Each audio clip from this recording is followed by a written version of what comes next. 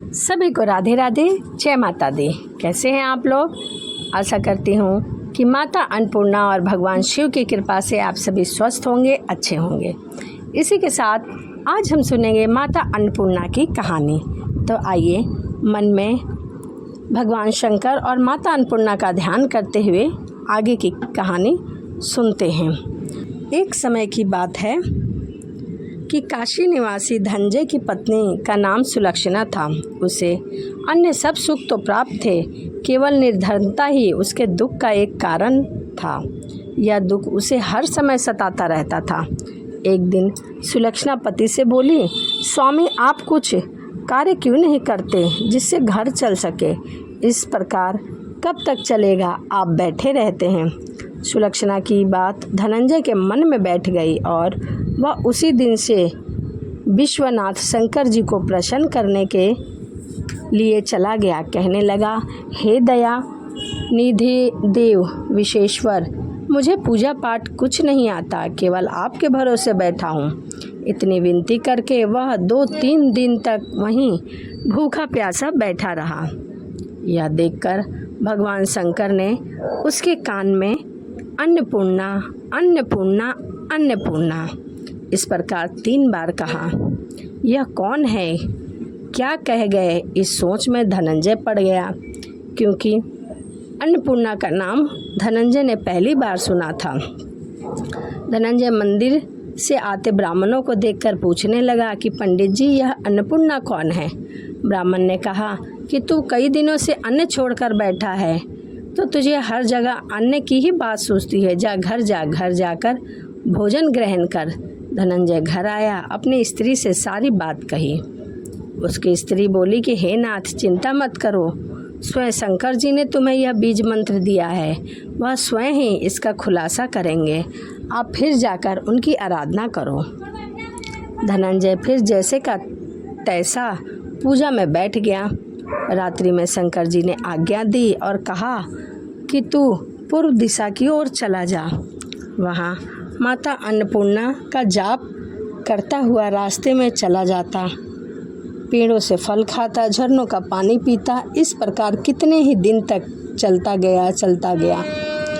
वहाँ उसे चांदी सी चमकती वन की शोभा देखने को मिली, सुंदर सरोवर देखने को मिला। किनारे कितनी ही अप्सराएं झुंड बनाकर बैठी हुई थी और कथा सुन रही थी। सब मिलकर माँ अन्नपूर्णा इस प्रकार बार बार बातें कर रहे थे। उसी समय धनंजय भी वहाँ पहुँचा और उसने पूछा कि यह माता अन्नपूर्णा कौन है? अप्सराएं बोली कि आज से ही व्रत का आरंभ था। इस शब्द की खोज करने वह निकला था, वह उसे वहाँ सुनने को मिला। धनंजय ने उनके पास जाकर पूछा कि हे देवियाँ, आप यह क्या कर रही हैं? उन सब ने कहा कि हम माता अन्नपूर्णा का व्रत कर रहे हैं। धनंजय ने पूछा कि यह व्रत और पूजा कैसे होती है? मुझे कुछ भी नहीं पता। यह किसी ने किया भी है? इसे कब किया जाता है?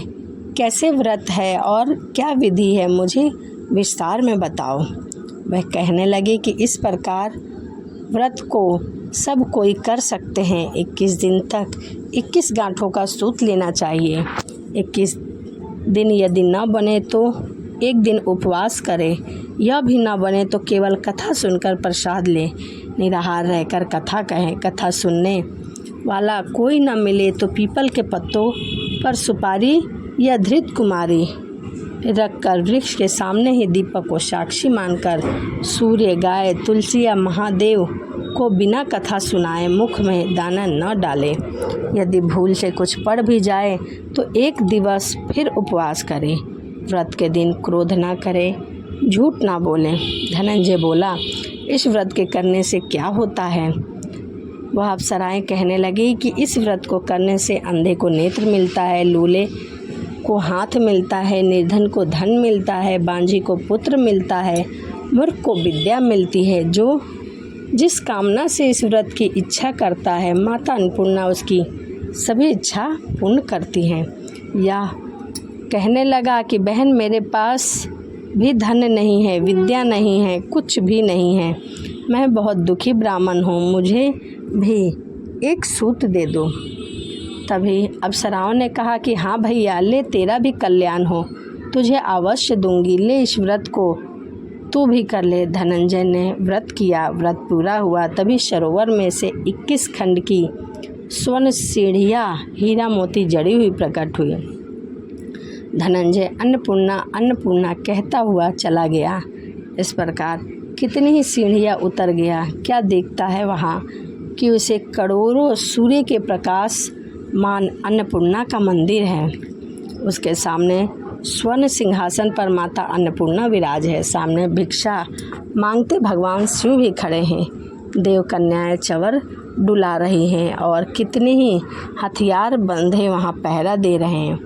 धनंजय दौड़कर जगदम्बा के चरण में जा गिरा। देवी उसके मन की बात जानती थी। धनंजय कहने लगा, माता आप तो अंतर्यामिनी हैं, आपको अपनी दशा क्या बताऊं। माता बोली कि तूने मेरा व्रत किया है, जा संसार तेरा सत्कार करेगा। माता ने धनंजय की जीवा पर बीज मंत्र लिख दिया। अब तो उसके रोम रोम में विद्या प्रकट हो गई।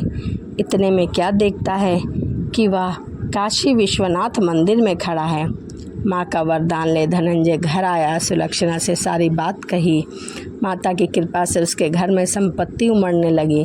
छोटा सा घर बहुत बड़ा हो गया और घर में जैसे शहद के छत्ते में मक्खियाँ जमा होती है, उसी प्रकार से सगे संबंधी जमा होने लगे और धनंजय की बड़ाई करने लगे। कहने लगे कि इतना धन, बड़ा सा घर, सुंदर संतान तो कमाई, अब इसे भोगेगा कौन, तुम्हारी संतान तो है नहीं, सुलक्षणा से संतान नहीं है, इसीलिए तुम दूसरा विवाह कर लो।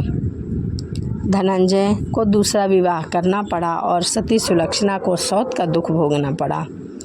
इस प्रकार दिन बीतते गए। फिर नए बंधन में बंधे पति से सुलक्षणा ने कहलवाया कि वह व्रत के प्रभाव से सुखी हुए हैं, इसी कारण व्रत न छोड़े। यह माता जी का प्रताप है जो हम इतने संपन्न और सुखी हुए हैं। सुलक्षणा की बात सुनकर धनंजय उसके यहाँ आया और व्रत करने बैठ गया। नई बहू को इस बारे में कुछ पता नहीं था और ना ही खबर थी। वह धनंजय की राह देखती रही। दिन बीत गए और अब व्रत पूर्ण होने में 3 दिवस बाकी थे कि नई बहू को खबर पड़ी। उसके मन में ईर्ष्या की ज्वाला दहल गई। सुलक्षणा के घर पहुंची और वहां भगदड़ मचा दिया। वह धनंजय को अपने साथ ले गई। नए घर में धनंजय को थोड़ी देर के लिए नींद आ गई। इसी में नई बहू ने उस व्रत का धागा तोड़कर आग में फेंक दिया। माता अन्नपूर्णा बहुत क्रोधित हुई और उनका क्रोध जाग गया। घर में अचानक से आग लग गई, सब कुछ जलकर राख हो गया। सुलक्षणा जान गई कि पति को फिर अपने घर ले आई। नई बहू रूठकर पिता के घर चली गई। पति को परमेश्वर मानने वाली सुलक्षणा बोली कि नाथ घबराइए नहीं, माता जी की कृपा अलौकिक है। पूत कपूत हो जाता है पर माता को माता नहीं होती। आप श्रद्धा भक्ति से फिर व्रत करिए, वह जरूर हमारा कल्याण करेंगी।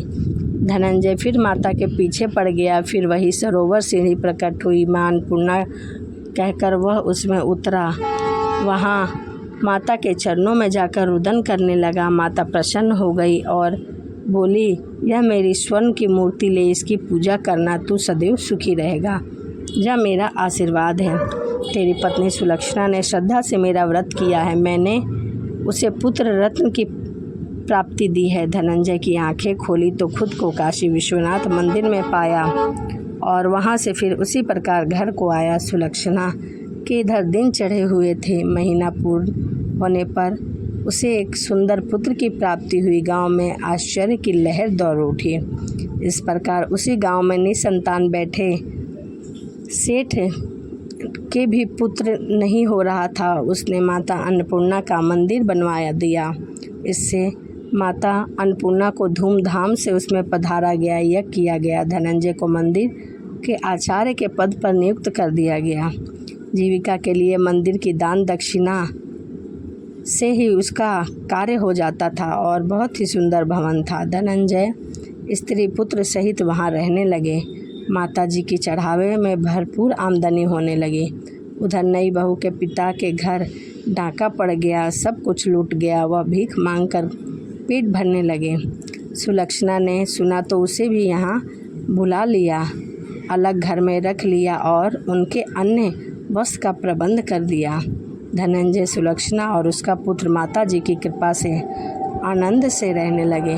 माता जी ने जैसे इनके भंडार भरे वैसे सभी के भंडार भरे। कथा सुनने वाले, सुनाने वाले, मुकार भरने वाले सभी के भंडार भरे। तो माता अन्नपूर्णा की कहानी आपको कैसी लगी कमेंट में ज़रूर बताएं।